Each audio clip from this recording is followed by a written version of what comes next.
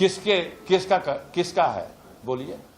वो जीतता तो श्रेय होता कि नहीं होता कि मोदी जी की कैबिनेट का एक कैबिनेट मंत्री किस पे फोड़ा, सोम पे फोड़ा। और सोम किसकी गोद का है? हम भी तो यही कह रहे हैं कि अंदर खाने सब कुछ ठीक नहीं है, अंदर खाने सब कुछ ठीक नहीं है, और कहीं पावर का संतुलन कुछ और होगा।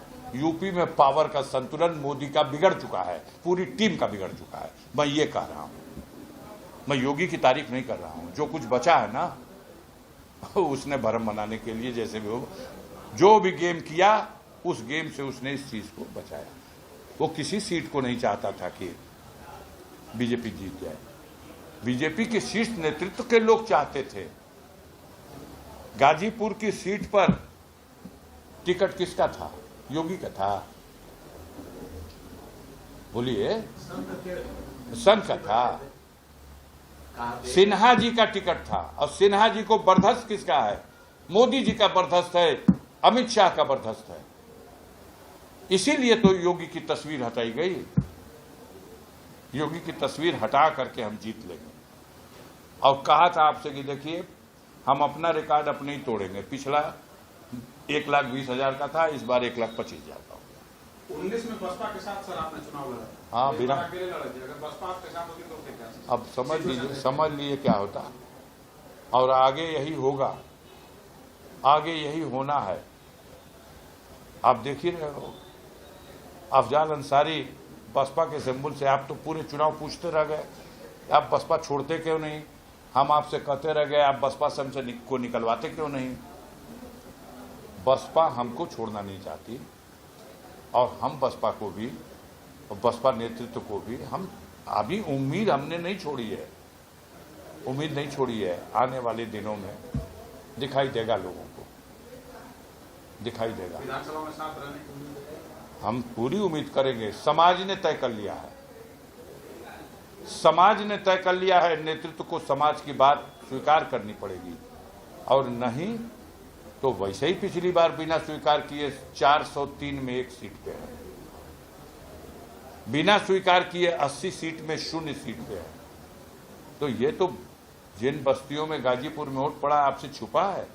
सबसे शुरू में सबसे सटीक आकलन पत्रकार वीनू सिंह का था, जिन्होंने कहा था कि अगर दलित समाज का वोट अफजाल अंसारी के खाते की तरफ ट्रांसफर हो जाएगा तो रिजल्ट दूसरा होगा, और नहीं तो बसपा के अलग होने के बाद वोटों की ताकत तो कमजोर होगी। मैं उसी दिन अपने लिए मंत्र समझ लिया कि हमको इस वोट को सहेजना है, और सहेजा, ठीक से सहेजा। हम तो सीखते हैं, हर चीज से सीखते हैं, और विकल्प खुला रखते हैं, कहां से कौन सा ज्ञान मिल जाए और उस ज्ञान की रोशनी में मुझे मार्ग मिल जाए। और आप देख लीजिएगा, पता करिएगा, मैंने कुछ बस्तियों में तो 80%, 75% वोट ले लिया, कहीं 25%, 30%, 40% भी रहा।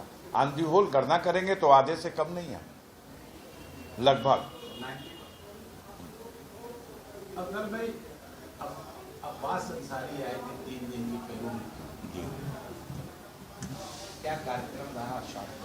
देखिए, माननीय सर्वोच्च न्यायालय ने अब्बास अंसारी को पेरोल दिया था 3 दिन की। उसके पीछे की कहानी ये है कि जब उनके पिता मुख्तार अंसारी साहब का जिस तरह की परिस्थितियों में निधन हुआ, और उसके बाद अब्बास अंसारी के तरफ से सुप्रीम कोर्ट में गुहार लगाई गई कि हमें अपने पिता की मिट्टी में शामिल होने की अनुमति दी जाए। लेकिन शायद छुट्टी थी, और शायद रात में 11 बजे सुनने के लिए कहा गया, लेकिन 11 बजे रात में फिर सुनवाई नहीं हो पाई, और मिट्टी तो उसी दिन होती है, हो गई, वो खत्म हो गया समय। बाद में माननीय सर्वोच्च न्यायालय से फिर आग्रह किया गया कि हम मिट्टी में नहीं शामिल हो सके, हम उनके फातिहे में तो शामिल हो जाएं। तो मानवता को दरकिनार करके हमारे प्रशासनिक मशीनरी के लोगों ने 3 दिन का पेरोल था, 1 दिन तो घर जाने दिया, जेल में ही रखा और घर जाने दिया। ऑर्डर में देता कि उनको कासगंज से लाया जाए, उनके घर पहुंचाया जाए और घर में अपने पर उसमें भाग लेने के बाद रात्रि विश्राम जेल में कराया जाए और फिर नेक्स्ट डे और उसके नेक्स्ट डे उनको उनके परिजनों से मिलने दिया जाए। इन लोगों ने पहले लाके जेल में डाल दिया और फिर यहाँ की जेल से निकाल के ले गए और वहाँ जहाँ सब कुछ किया, कैसे किया छोड़िए, वापस लाके फिर जेल में।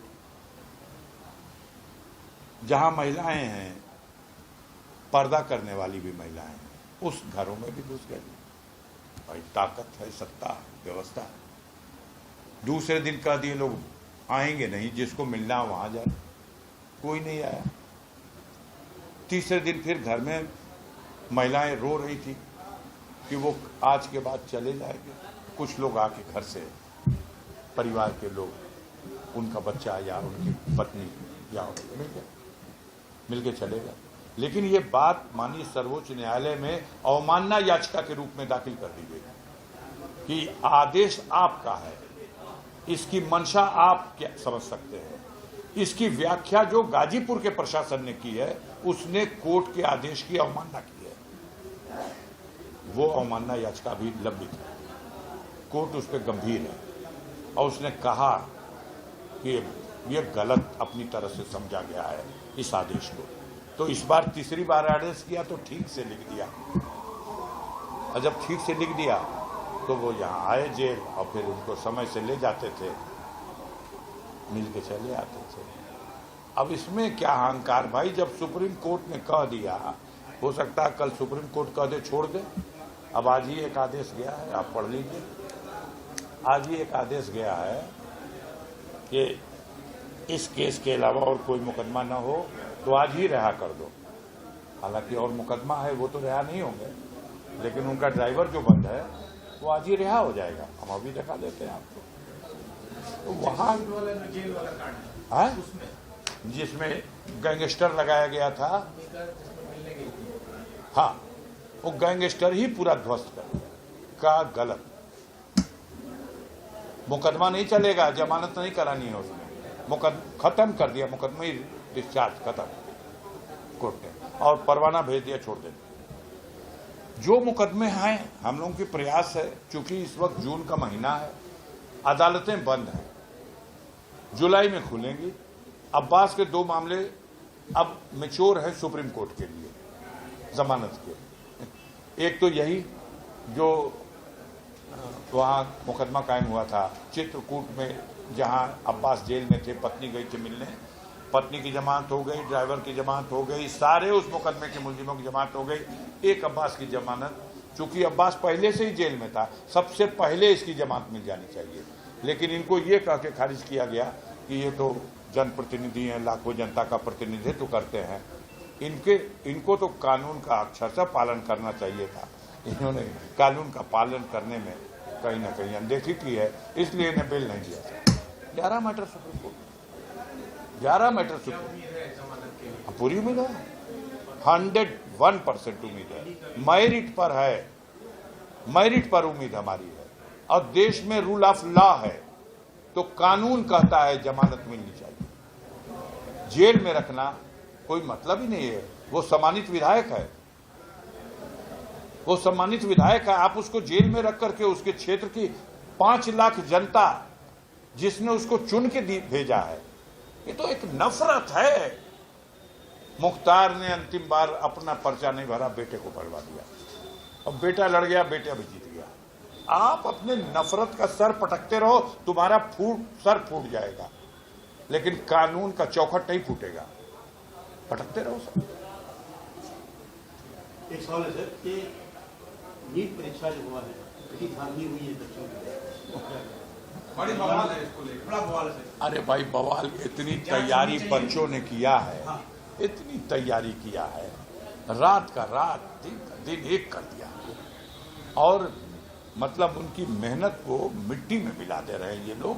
और देखिए, सरकार की जुड़े हुए, उनके गोद में बैठे हुए ऐसे तत्व है ना कि सारी चीजें ये शुद्ध हो ही नहीं सकती। पिछला जो पुलिस वाला पर्चा खारिज हुआ, कभी आपने नहीं छापा कि ये पर्चा छपने गुजरात गया था। हमीद सेतु का भाषण गुजरात से लगेगा और उत्तर प्रदेश की पुलिस भर्ती का पर्चा गुजरात में छपेगा। ये गुजराती मॉडल देश को नर्क बना देगा, एक दिन नर्क बना देगा। आम जनता में बेचैनी है, वक्त का इंतजार करिए। आधा कार्यकाल उत्तर प्रदेश का बीत चुका है।